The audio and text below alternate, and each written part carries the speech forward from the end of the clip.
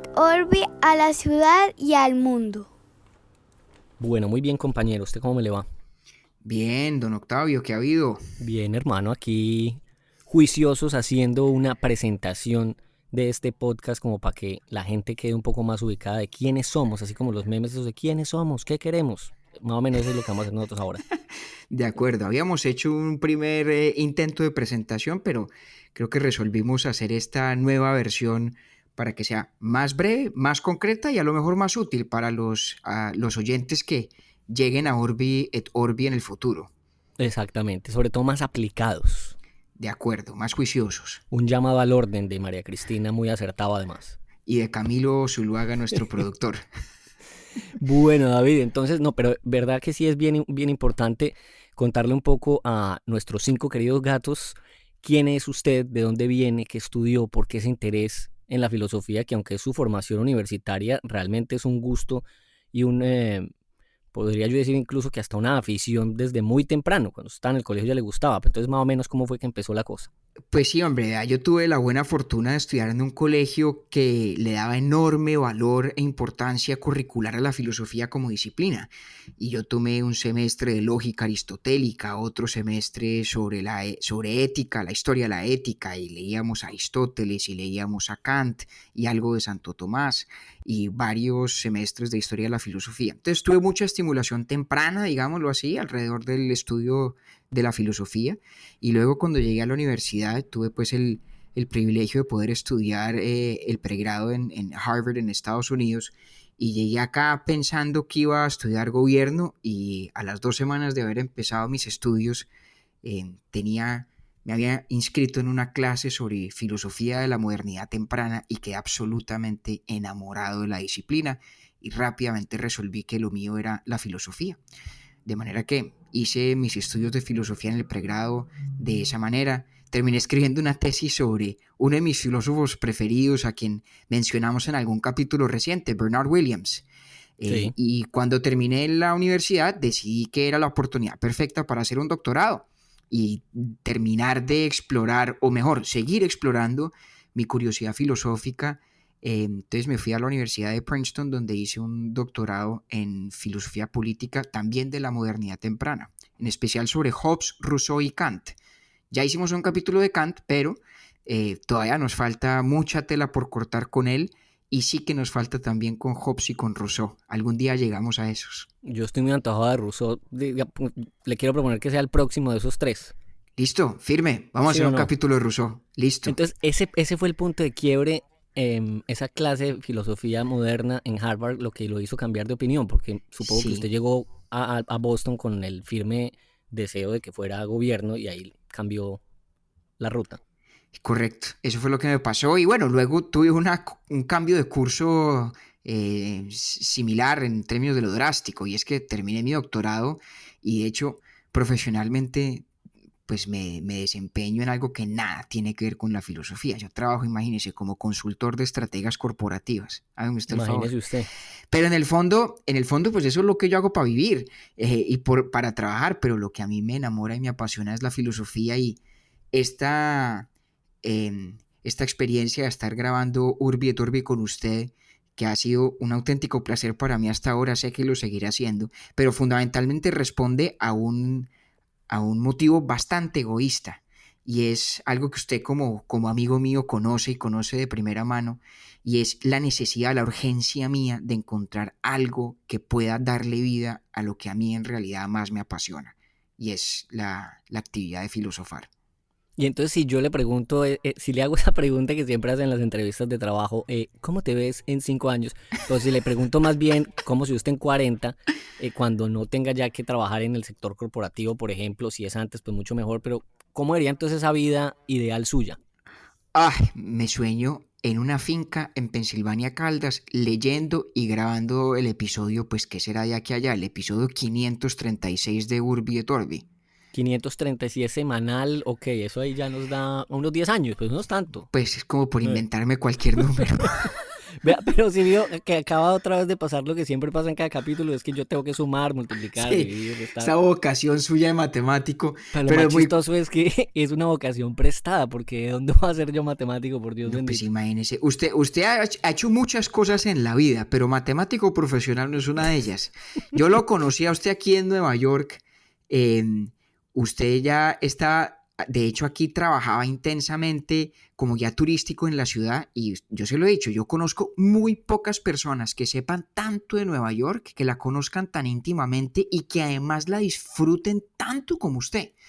Em, pero usted ha hecho muchas otras cosas, ninguna de ellas matemáticas, ¿sí o no? Ninguna de ellas matemáticas. El único recuerdo que yo tengo de matemáticas fue cuando estudié 2 semestres de administración de empresas, no en la San Marino, sino en la Universidad Nacional de Colombia. Y las matemáticas fueron la primera razón por la cual abandoné ese barco y me pasé para comunicación social. Entonces, digamos Claro. que no, ahí no hubo Us- ninguna Usted le virtud. salió corriendo a los números y terminó escampando en el periodismo, ¿no?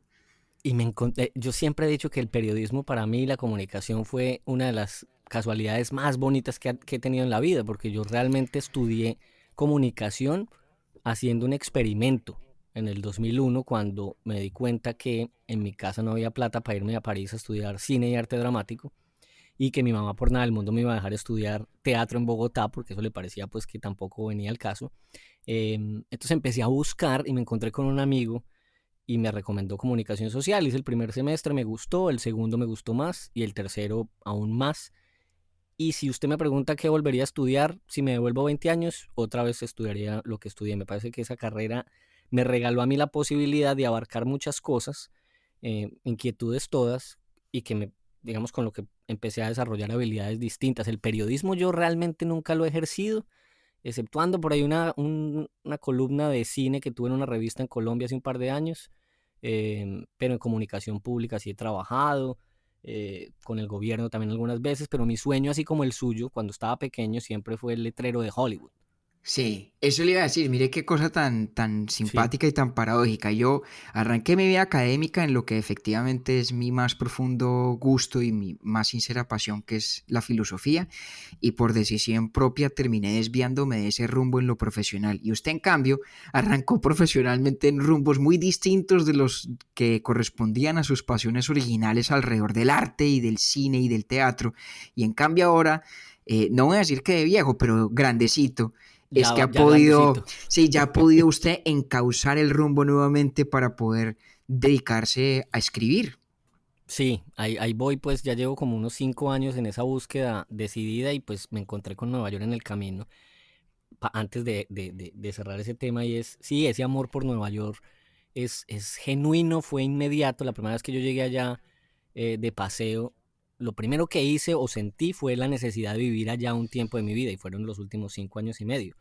Sí. Em, y me De los gusta mucho que cuales, se me note además el de amor ver, que le tengo a la ciudad. y es en serio, además sus amigos hemos sido enormes beneficiarios de la destreza con la que usted supo extraerle el jugo y la sábila a esta ciudad, porque yo cada vez que necesito aventurarme a algún sitio excéntrico pero fascinante de Nueva York, siempre mi primer recurso es preguntarle a usted por sus sugerencias. Eso es esa ciudad tiene de todo para todos, como yo siempre le decía a mis turistas, entonces sí lo que usted dijo. Fui guía turístico 3 años y ese trabajo sí me abrió pues toda la posibilidad, primero de conocer gente que viene con la misma, con el mismo deseo de conocer esa ciudad que es la capital del mundo, pues, em, y la posibilidad de caminar por fuera de Manhattan. Entonces, digamos que Claro, conocer el Bronx, Queens, Brooklyn, el mismo Staten Island, que no lo conozco tan bien, pero digamos que un poquito, en eso me la pasaba yo claro, literalmente de lunes a domingo. Ah, una maravilla. Eso, una maravilla. extraño mucho Nueva York. Aquí vivo en California muy contento también porque es otro país, como decimos. La costa oeste y la este son bien distintas, pero a Nueva York siempre es un placer volver, como yo siempre digo. Y además es en los bares y en las casas de Nueva York donde empezó a fraguarse un poco la idea de este ejercicio que hoy es Urbi et Orbi, ¿no? Completamente. Cuando nos enfrascábamos usted y yo en discusiones sobre temas de algún interés filosófico y terminamos decidiendo que algún día valdría la pena que hiciéramos algo con esas conversaciones, a lo mejor grabarlas y bueno, aquí estamos ya en esas, ¿no? que además la única iniciativa o el único deseo nuestro era grabar una conversación. La Sí, culpa de que esto se haya convertido en un podcast es de los 5 gatos que se los mandamos esa primera grabación y ya vean dónde nos tienen. Pero el mérito es de ellos. Nosotros queríamos, yo me acuerdo que usted decía, hombre, qué bueno grabar una conversación de estas para que los hijos de uno la escuchen dentro de 20 años. Ese era sí, nuestro deseo. sí. Y ahora tenemos, pues la idea es que lo escuchen los hijos y lo sigan escuchando los 5 queridos gatos que conforman esta audiencia tan eh, importante para nosotros, porque realmente cinco Pues sí, gatos para nosotros son lo más representativo y a lo único que queremos llegar al final de cuentas. eso es un gentío. Sí, eso es verdad. Y para efectos, pues, de hacer como nos lo propusimos, que esta presentación sea sencilla y sucinta, yo creo que vale la pena que contemos cómo fue que dimos con el nombre de este ejercicio, ¿no? Completamente de acuerdo. Usted se acuerda que grabamos un primer capítulo, que es sin duda el más caótico de todos los que hemos hecho, sobre, bueno, se suponía que iba a ser sobre Kant, pero nunca llegamos a Kant y terminamos hablando de Sócrates y del diálogo y de la filosofía en general. Creo que usted y yo nos divertimos mucho, pero fruto de ese ejercicio, María Cristina cayó en la cuenta de que el nombre perfecto para este ejercicio era Urbi et Orbi, que significa en castellano, la frase en latín, a la ciudad y al mundo. Una maravilla fue la idea de María Cristina de proponer esa frase, que obviamente como decíamos en otro capítulo, pues no es una frase de María Cristina, pero el apunte sí fue de ella y me pareció buenísimo. Ah, total, es que María Cristina es una mujer de ingenio casi infalible. O mejor, tan infalible como los papas en materia de doctrina, a propósito de esto. ¿Sí? Tal cual. Que entre otras, para quien no lo sepan, la audiencia, creo que hoy mucha gente lo sabe en vista de los millones y millones de seres humanos que ven al Papa Francisco por internet en épocas de cuarentena. Urbi et Orbi es el nombre de una de las bendiciones apostólicas más importantes en la tradición católica, ¿cierto? Y ya se me olvidó, Octavio, en qué fechas específicas es que se hace. Usted fue el que lo investigó. Yo lo investigué, luego eché un dato mal y su mamá me corrigió, pero ya me lo aprendí bien. Solo son 2 momentos en el año en el que el Papa da ese saludo. El primero es el día de Pascua, que no es el domingo de Ramos, como yo había dicho, sino el domingo de Resurrección. Y el otro es el día de Navidad. Entonces, 25 de diciembre, domingo de Pascua, esos son los 2 saludos de Urbi et Orbi que da el Papa. Así es. Y bueno, a mí es que me pareció que el título era mandado a hacer, porque este es un ejercicio de usted y yo muy humanamente sentarnos a cuestionar, a deliberar, pero de vez en cuando también a pontificar, Claro. sin pretender imponerle nada a nadie, ni más faltaba. Y me pareció más a propósito aún, porque, claro, esto lo estamos haciendo fundamentalmente para nuestro propio goce y deleite, para Camilo, para María Cristina, para nuestros 5 pelagatos, que ya son 6, 7 y 8, de hecho, en honor a la verdad. Pero pues también queda ahí en el universo del internet por si a alguien más le interesa. De manera que, aunque en principio es para esa ciudadela nuestra, pues en potencia lo es para todo el mundo. No lo digo con la pretensión de que nos escuche todo el mundo, sino cualquier otro puede también sumarse si así le parece y le entusiasma. Como estaba escrito por ahí en tiendas de barrio, en los pueblos de Caldas, incluso en Manizales, siga UT. O sea, siga usted. El que quiera puede entrar y bien pueda que se le atiende. Que además ese nombre resultó teniendo una coincidencia súper bonita, y es que usted, querido compañero, quería ser papa cuando chiquito y yo pues quería tener una microempresa, una parroquia, pero también quería ser cura. Entonces pues ahí digamos que microempresario. Sí, entonces, pero eso fue coincidencia, eso no lo pensamos. Eso es cierto, eso no tuvo nada que ver con la creatividad y el ingenio de María Cristina de dar con el nombre, pero es verdad, usted quiso ser párroco. Yo tenía aspiraciones un poquito infladas y me soñaba en el revestido del púrpura cardenalicio y en algunos momentos ya delirantes a lo mejor de papa, y eso creo que me duró tal vez entre la edad de 5 y 7 años a lo sumo. Creo que a usted le duró más. No, yo creo que por ahí 7 y medio, por mucho, pero sí, por ahí fue la cosa también. Bueno.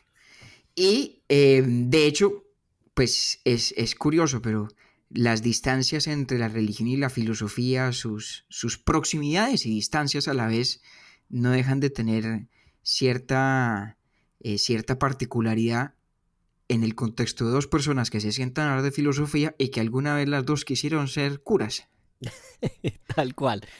A mí solamente me queda por decir que esto es literalmente un plan de amigos que se institucionalizó gracias a la, la motivación de María Cristina, de Camilo, pero que ahora ya se ha vuelto casi que un ritual, al menos para mí, todos los jueves, conectarme con ustedes, conversar un rato antes, hablar de cosas que a los dos nos interesan y dejarlas ahí, como usted dice, para el que las considere interesantes.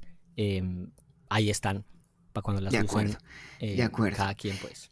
Y ya que esta es una presentación extemporánea, tardía y que sustituye a la original, pues sí podemos darnos el gusto de decir un par de cositas muy concretas. La primera es que pues tenemos una muy modesta página web, www.urbietorbi.podcast.com, y que a través de esa página web recibimos, y además con mucha alegría, toda suerte de mensajes de los pelagatos que nos quieran escribir, ya sea con preguntas o con sugerencias o con reclamos airados o amables.